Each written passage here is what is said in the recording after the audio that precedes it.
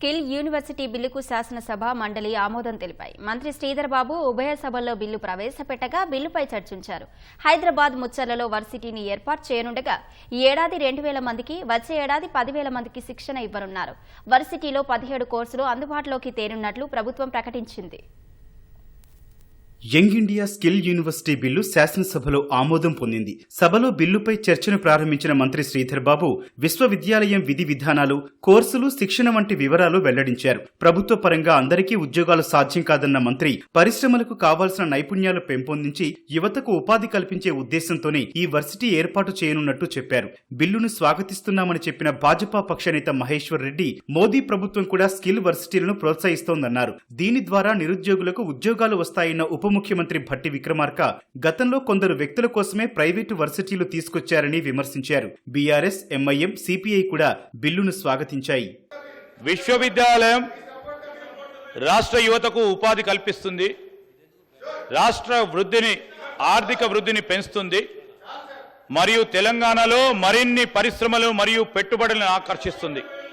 ఇది win win situation విద్యార్థులకి, పరిశ్రమలకు.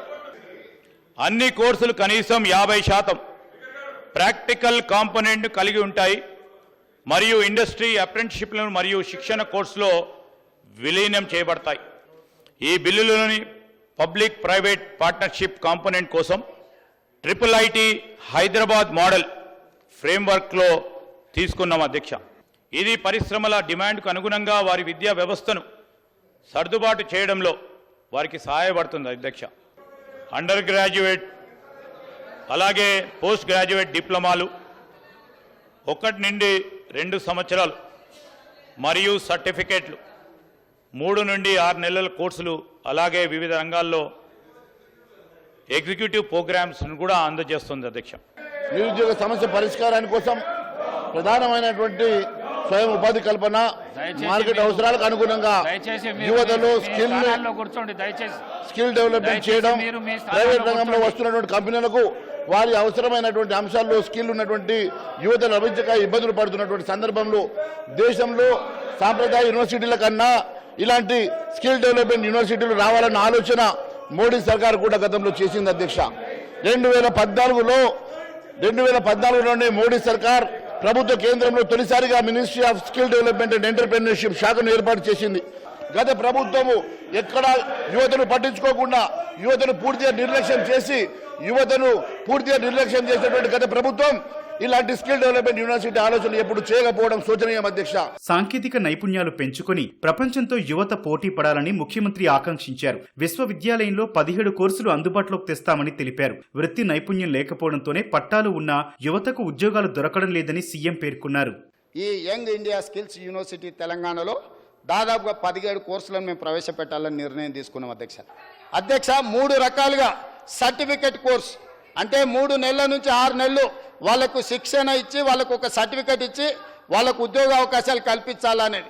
తర్వాత డిప్లొమా కోర్స్, వాళ్ళు 2 ఇయర్స్ 3 ఇయర్స్ చదువుకుంటే డిప్లొమా సర్టిఫికెట్ ఇస్తాం.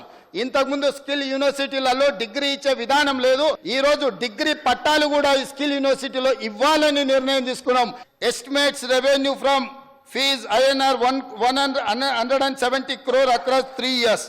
Assuming an average course fee INR 50,000. ఈ ఫీజులు కూడా అవసరమైతే రాష్ట్ర ప్రభుత్వం ఫీజు రియంబర్స్మెంట్ ద్వారా SC, ST, OBC మైనారిటీ పిల్లలకు ప్రభుత్వం ఫీజులు చెల్లించి ఉచితంగా వాళ్లకు శిక్షణనిచ్చి వాళ్ళకు హాస్టల్ వసతులు కల్పించి వాళ్ళను తయారు చేయాలి నిపుణులుగా అని మా ఆలోచన అధ్యక్ష. ముచ్చర్లలో ఇవాళ 57 ఎకరాలలో 100 కోట్ల రూపాయలు తక్షణమే విడుదల చేసి మనం అక్కడ స్కిల్స్ యూనివర్సిటీకి ఫౌండేషన్ వేసుకుంటున్నాం అధ్యక్ష. అడ్మిషన్స్ కూడా అక్కడ నిర్వహించాలంటే వచ్చే సంవత్సరం పడుతుంది అధ్యక్ష, సంవత్సరం కనీసం పడుతుంది.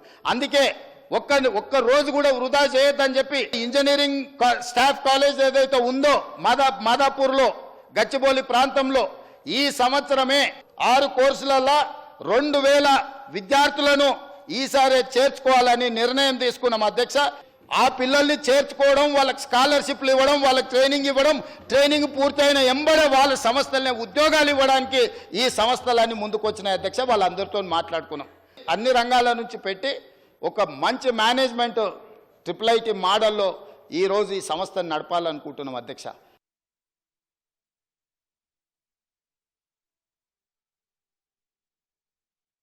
శాసనసభలో చర్చ తర్వాత శాసన మండలిలోనూ శ్రీధర్ బాబు బిల్లును ప్రవేశపెట్టి చర్చించారు. బిల్లుకు సభ్యులు మద్దతు తెలపడంతో స్కిల్ వర్సిటీ బిల్లు ఆమోదం పొందింది.